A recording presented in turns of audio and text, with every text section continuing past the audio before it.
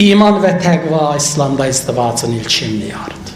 Bir nəfər gəldi İmam Həsən Müstəbanın yanına. Dedi, qovmaq rəvəmizdən neçə nəfər qızı istəyir. Cürbəcür adamlar var. Bilmirəm qızı hansına verim. Bəziləri belə imkanlıdır, bəziləri belə cavandır, bəziləri belədir. Ağa buyurdu, onların içində heç imanlı, təqvalısı var. Dedi, var. Biri biraz vəziyyəti o birsilər kimidir, amma imanlı, təqvalıdır. Ağa dedi, qızı ona ver.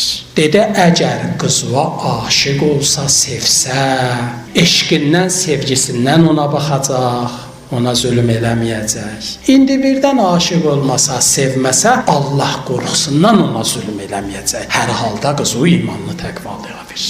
İkinci meyarı-ki alimlərimiz İslami mədəniyyətimizdən çıxarış ediblər, deyiblər, xoşəxlaq bir adam olmasıdır. İnsanın xoşəxlaq bir adam olması, yəni rəftarında mülayim xasiyyətli, mehriban xarakterli bir insan olmasına önəm verilməlidir. Bir nəfər İmam Rızadan soruşdu. Soruşdu, bir nəfər qızım üçün elçiliyə gəlib, çox yaxşısı, malı, mülki, işi, gücü, hər bir şəraiti var.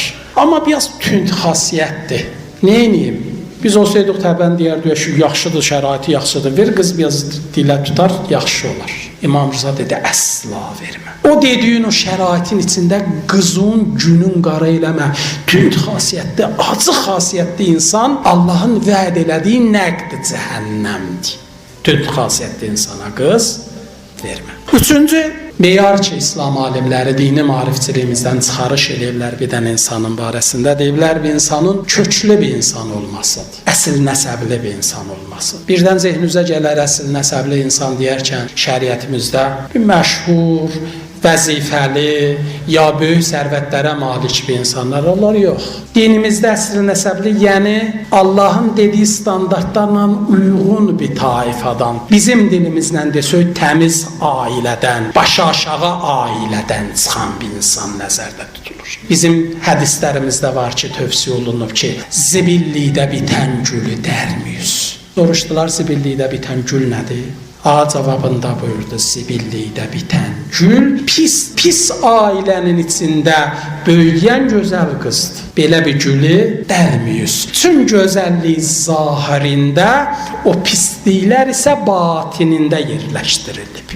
Dördüncü meyar-ı İslamda izdivac üçün nəzərdə tutulub, həmküfl olmaqlıqdır. Həmküf yəni həmtay olmalıdır. Həmtay olmaqlığı tövsiyələrdə buna deyirlər ki, insanın inancında, düşünməsində, dünya baxışında, təhsilində və müəyyən qədər də maddi durumluqlarında bir-birinə yaxın olmalarıdır. Çünki Peyğəmbərimizin tövsiyəsində bir gün Mədinə cavanlarına dedi, özünüzdən təhsilli qız almıyız. Dedilər, ya Rəsulallah, niyə? Dedi, həmişə baxışlarından artıq bilməklə səni təqqir eləyər, səni aşağıdır. Ondan sonra Peyğəmbər dedi, özünüzdən çox imkanlı qıza almıyız. Dedilər, niyə? Dedi, həmişə atası evinin, xoş günün, güzaranın sənə qaxanc eləməklə səni aşağılayar. Adət elədiyi həyat tərzin ona versin, onu bir şey bilməyəcək, adət elədiyi bir şeydir. Ondan aşağısın versin, ona razılaşmayacaq, deyinəcək, səni sıxacaq. Ona görə şəriətimiz deyib, bəzən maddi qədərində və eyni halda təhsilində, dünya baxışında, düşüncələrində sizdən fərqli, ya daha doğrusu sizdən yuxarı olan insanlarla kişilərə olan tövsiyə izdivac eləməyin. Beşinci çıxarış İslami mütunlardan olunub, budur ki, izdivacınızda sağlamlığı da nəzərdə tutuz. Sağlamlıq deyərkən, bəzi fiziki xəstəliklər və ruhi xəstəliklər külliyyatı ilə nəzərdə tutulur. İslamda bu ki, insanların bəzən sağlamlığın olmaması həyatda çətinliklər yarada bilər və bəzi xəstəliklər keçiniləsidir. Özəlliklə şəriətimiz bunda cinsi xəstəliklər və ruhi xəstəlikləri nəzərdə tutur. Bu cür mövridlərdə İslamın tövsiyəsi budur, istər qız tərəfində, istər oğlan tərəfində ruhi və cinsi xəstəliklər olduqları surətdə bu izdivaclardan vaz keçilməsin İslam bizdən istəyir.